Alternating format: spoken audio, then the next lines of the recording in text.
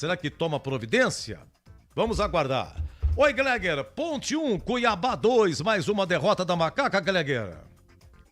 E a gente percebe, né, Edu, muito triste a situação do time da Ponte, porque você percebe aí na fala dos jogadores, né, do Diogo Silva, que é um dos líderes desse time, do próprio Barcelos. É difícil, cara, é complicado. Eu digo porque eu já passei uma situação muito parecida com essa da Ponte. Não vou aqui citar o clube, né, mas é complicado, cara.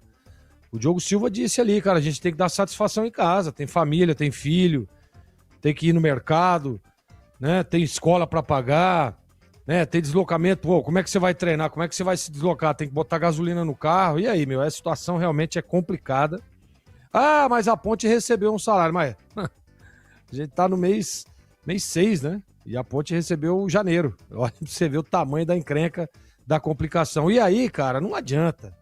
Né? A gente até dizia durante a partida que a Ponte fazia um jogo de equilíbrio, né? O jogo tava muito parelho ali.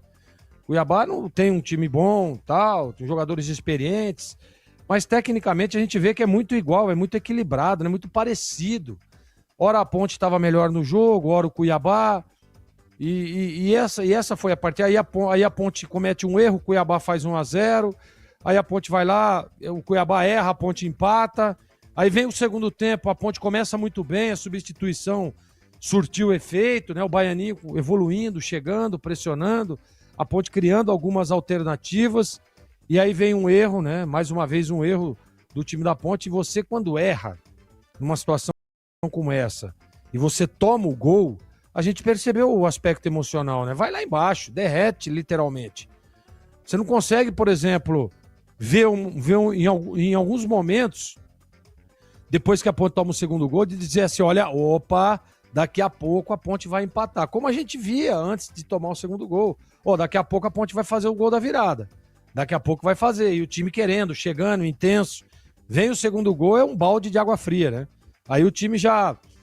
Você percebe que na fisionomia do jogador, o emocional dele tá lá embaixo. E aí vem aquele negócio, nossa, de novo. Mais uma vez, né? Mais um erro, mais um gol, mais uma derrota. E você não consegue se encontrar na parte emocional, e aí não tem como, cara. Eu tava falando isso antes de começar o jogo. É concentração, é a parte emocional, é o empenho, é a dedicação, né? É a confiança, que é o pior de tudo, porque aí você começa a duvidar de você mesmo. E é isso que tá acontecendo realmente com o time da Ponte. Infelizmente, mais uma derrota. A situação ela é preocupante, né? Daqui a pouco vai terminar aí o primeiro turno e a Ponte não fez, né, a numeração que pede para que você minimamente vire o turno tentando escapar de qualquer tipo de perigo de rebaixamento. E aí jogo a jogo vai ficando pior. O próximo jogo da Ponte, o Edu vai dizer agora, é contra o Juventude lá em Caxias. Olha o tamanho da encrenca. Olha o tamanho da encrenca. Cheio de problema, cheio de desfalques. E aí a situação cada vez pior, viu, Edu? Eu fico muito triste, porque eu já passei na pele o que esses jogadores da Ponte estão passando e não é fácil. Não é fácil você, por exemplo, amanhã, ou que dia vai ser aí o próximo treinamento, você chegar novamente para treinar sem nenhuma perspectiva, sem nenhuma luz, e aí você precisa treinar, porque daqui a pouco tem jogo de novo, e aí você vai ter que honrar a camisa, você vai ter que entrar a campo, porque é o nome da instituição, é a torcida, que é gigantesca, né? É o nome do próprio atleta, de você ter uma carreira e você ter que honrar aquilo tudo. Olha, situação dura, preocupante, e eu fico muito triste, viu, Edu Pinheiro? Olha,